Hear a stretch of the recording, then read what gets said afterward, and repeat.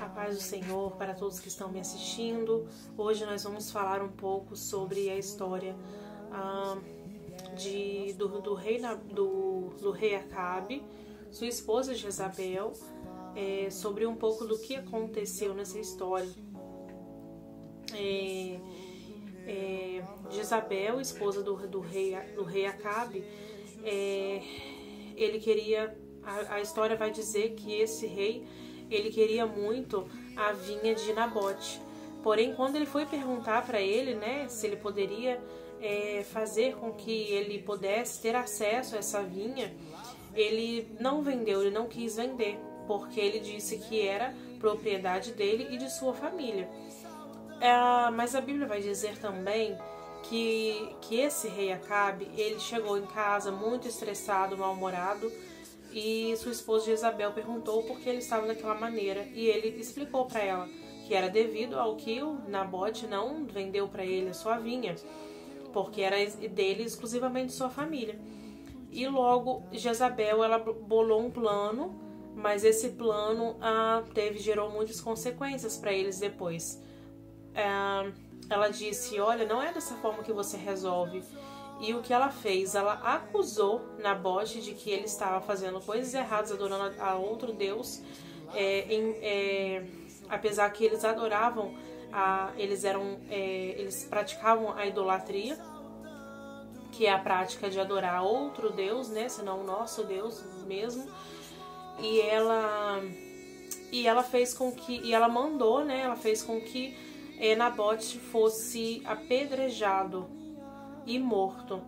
Então, só que Deus é um Deus que tudo vê. Deus é Deus justo, Deus é Deus de justiça. Ele é Deus que ouve e vê todas as coisas. E então, após eles cometerem esse grave erro, e quando ele logo, ela disse: agora rei Acabe, agora você pode ir lá e tomar vinha para você. E quando isso foi logo acontecendo, Deus usou o profeta Elias e disse: olha, assim como você fez essa maldade com Nabote, porque foi uma grande maldade, porque Deus é conhecedor de todas as coisas, ele disse: olha, assim como aconteceu com ele, vai acontecer com você e com a sua esposa. Você vai ser morto e a sua esposa vai ser morta por cães comendo ela. Ou seja, acredito eu que Deus falou desta forma porque o plano maior foi dela de fazer isso. Então, com certeza, ela iria morrer da pior maneira. Porém, Nabote, ele se humilhou diante do Senhor. Ele orou, jejuou, se vestiu em pano de saco, porque ele tinha muito mais quebrantamento do que a sua esposa. E aí o Senhor falou para Elias: Elias, viu como que ele se humilhou diante de mim? Então, por causa disso, eu não vou amaldiçoar ele, mas sim o filho.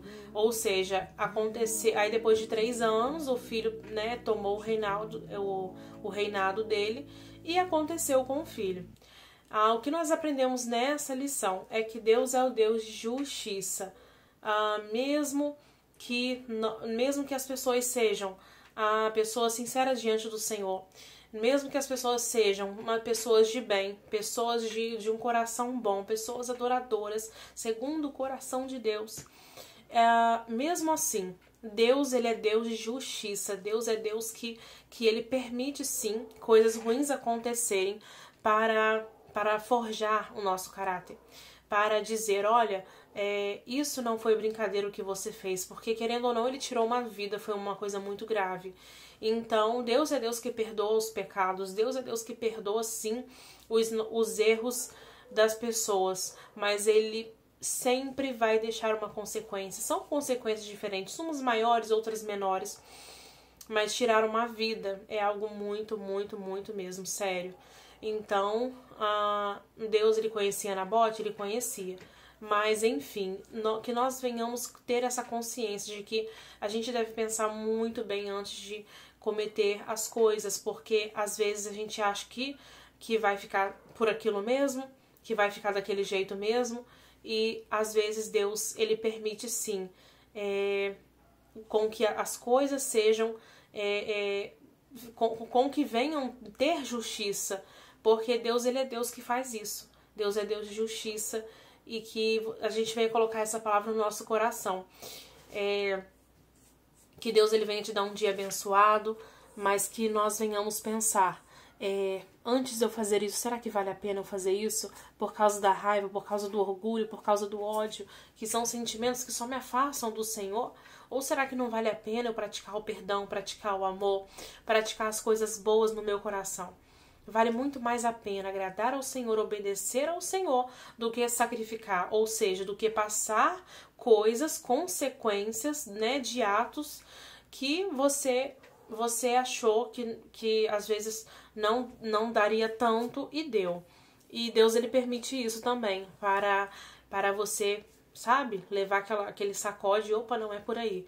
Ou seja, vale muito mais a pena nós estarmos em obediência ao Senhor no lugar que Ele mandou a gente ficar, do que cometer coisas que terão consequências. Amém? Que nós venhamos sempre dizer, Senhor, cuida de mim, Senhor, que eu venha estar sempre na Tua presença, sempre me esforçando para acertar, para me santificar no Senhor.